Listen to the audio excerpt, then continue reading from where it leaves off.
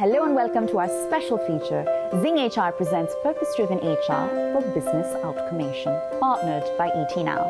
An engaging and comprehensive series that seeks to understand how ZingHR's Outcomation can aid people leaders to help boost business outcomes. And we have with us our panel of subject matter experts to give their thoughts on today's discussion.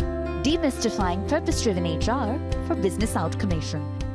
For companies that are perhaps still struggling to find their footing between purpose versus means, what words of wisdom might you have for them? How do they essentially take that first step towards becoming a purpose-driven HR function that's aligned with the company's underlying business objectives and therefore making outcomation happen? How do I align the aspirations of people to the organization? We have to look at the profits, we have to look at people, and we have to also look at the planet. So I think once if you can strike a balance between all the three, you bring the purpose for the organization. Can't go wrong if you do that. Megha, over to you. I think he's already covered it in a very good way. I would say that look at the purpose, right?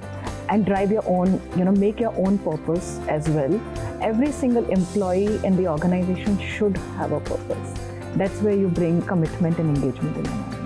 And Rajesh, the key to the HR function generating that business outcomation. But I think most important part is how to really communicate this whole vision to right and last person in the value chain in the company is very, very critical. So here is the importance of the very strong, structured communication, and with the tools available now and with all the capability in the organization now, I think having a very strong communication process to ensure that everybody is aligned is a very critical part.